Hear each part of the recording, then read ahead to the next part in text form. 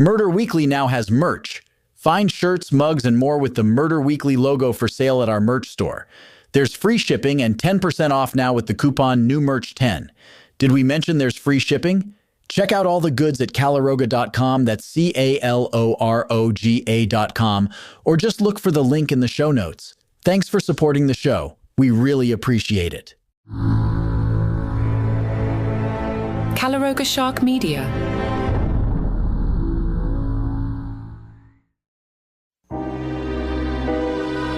Hello and welcome to Murder Weekly. This episode is titled Murder in Hall H, Part 1.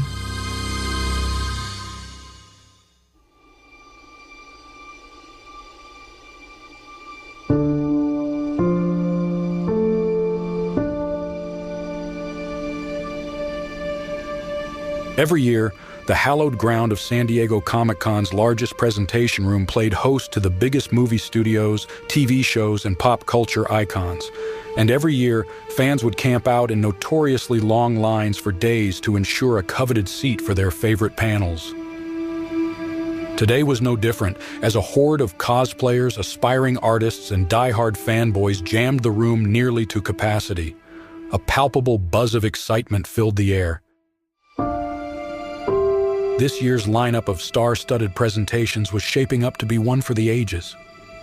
On the crowded floor, shutters clicked away furiously as attendees struck poses alongside elaborately crafted replicas of the iconic Iron Man suit, Infinity Gauntlet, and a life-size statue of Wolverine with adamantium claws unsheathed.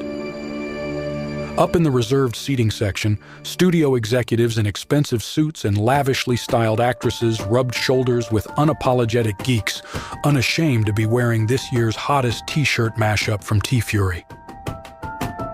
All eyes were glued to the giant screening room screens, waiting with bated breath for the Warner Brothers panel to start. Rumors were swirling that today's lineup wouldn't just include your standard meet and greets and exclusive clips. If the whispers proved true, fans could expect some major surprise announcements about the future of the DC Cinematic Universe. Just then, a deafening wave of shrieks and hoots erupted from the crowd as the opening theme from a popular superhero animated series blasted from the speakers. The lights dimmed dramatically as a tall, instantly recognizable silhouette took the stage bathed in a solitary blue spotlight. It was a legendary voice actor. The fans were already going wild, leaping to their feet in raucous applause. Soaking in the ovation like a total pro, the actor launched into a warm welcome and a few signature one-liners, his gravelly baritone sending shivers down spines. But just as he segued into hyping the exclusive footage to be unveiled, a sudden disturbance erupted from the reserved section, shattering the electric mood. Two burly security guards were engaged in a furious scuffle with a man trying to force his way through the aisle toward the stage. "Hey, asshole, where's your badge? We told you, reserved is off limits!" The scraggly man was undeterred, raving and clawing with wild eyes as he attempted to break free. "You don't understand! You've got to listen to me! I know the truth about what really happened to Jason." At the deranged shriek, the actor paused mid-sentence, furrowing his brow in confusion at the ongoing disruption. A murmur of uncertainty rippled through the audience, unsure if this was some planned bit or a serious security risk. Before anyone could blink, the unthinkable happened, in a blinding blur of motion. The crazed man suddenly wrenched free from the guards, producing a wicked-looking batarang from his coat in one fluid motion. With a feral scream and preternatural speed and accuracy, he whipped the sharpened projectile directly at the voice actor's chest. Everything seemed to unfold in slow motion as the metallic weapon spiraled through the air, glinting under the stage lights, only to be intercepted at the last second by Caped Crusader himself, now joined on stage by the latest Batman actor in full padded Batman costume.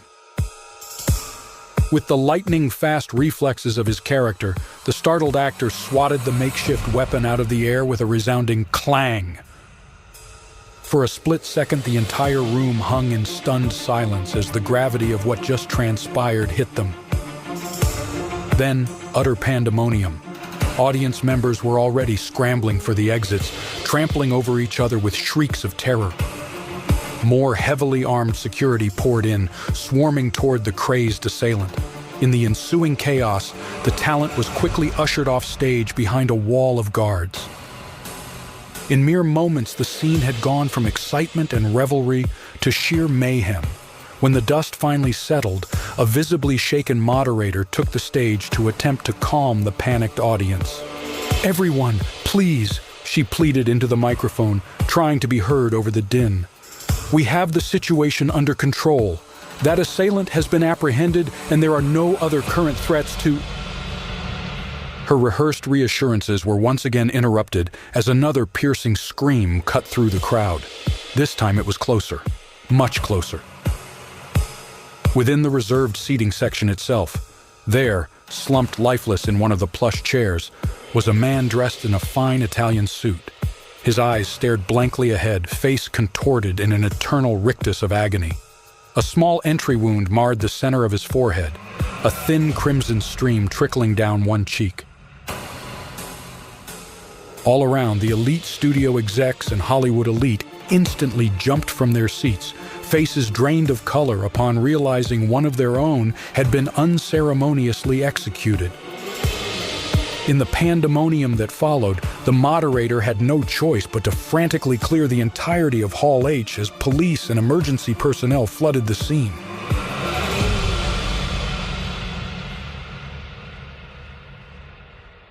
In the eye of the storm stood homicide detectives Regina Lauren and Jamie Brooks, grim-faced veterans who'd been nearby providing routine security when the fireworks first erupted.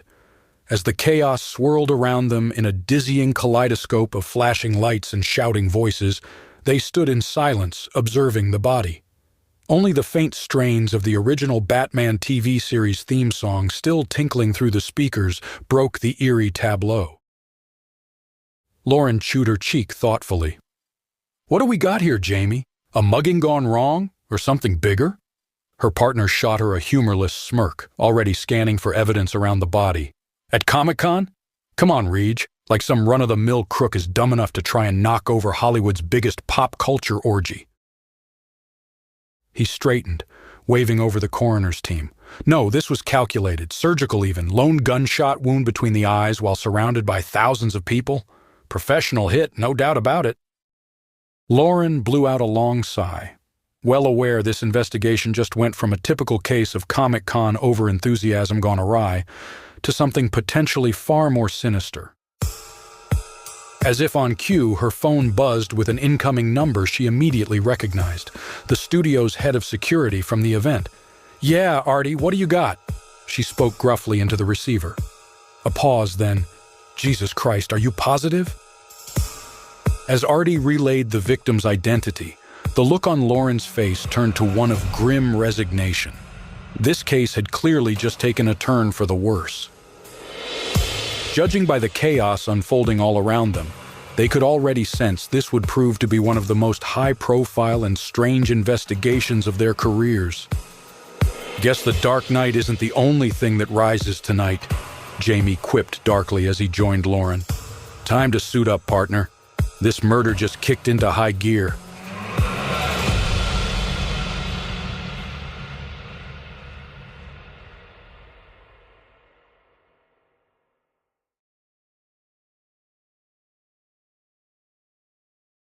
Over the next several hours, the picture slowly came into focus for the seasoned detectives.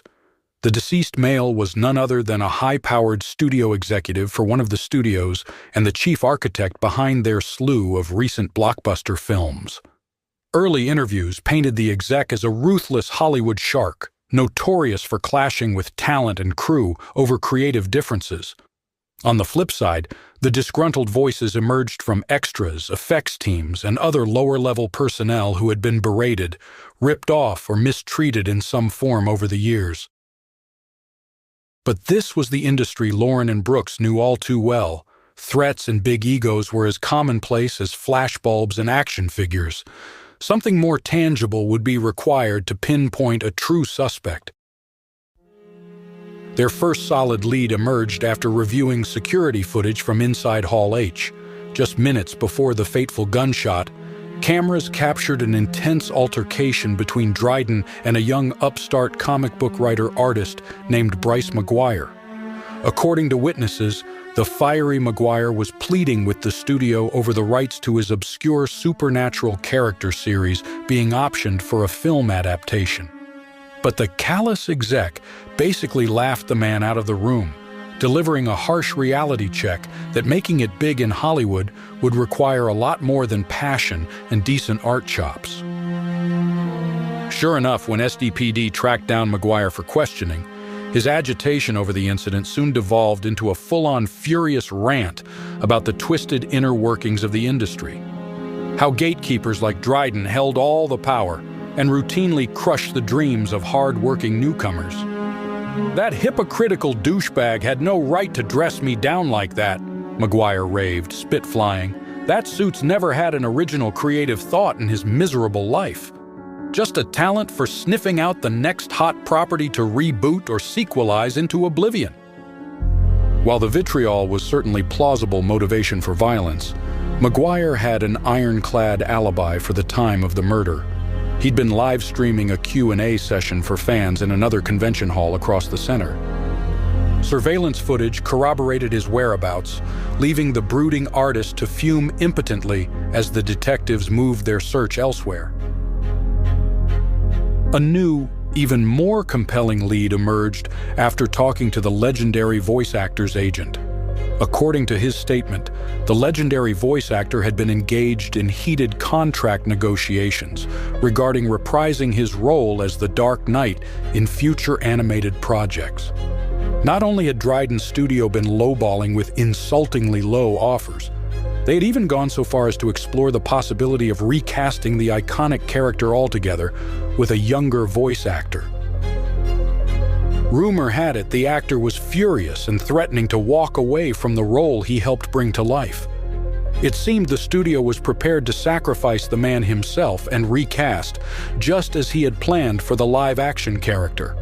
And public anger and betrayal over such a decision would no doubt rally countless die-hard fans against the studio and its ruthless executive.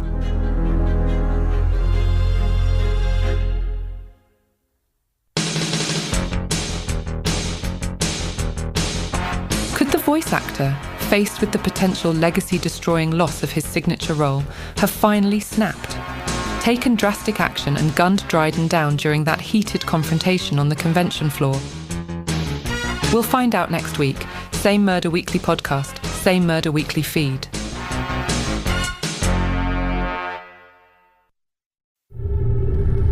Murder Weekly is a Calaroga Shark Media production. Written and hosted by Aidan I. Flanagan. Produced by Mark Francis. Executive producers, Mark Francis and John McDermott. Portions of this podcast may have been created with the assistance of AI.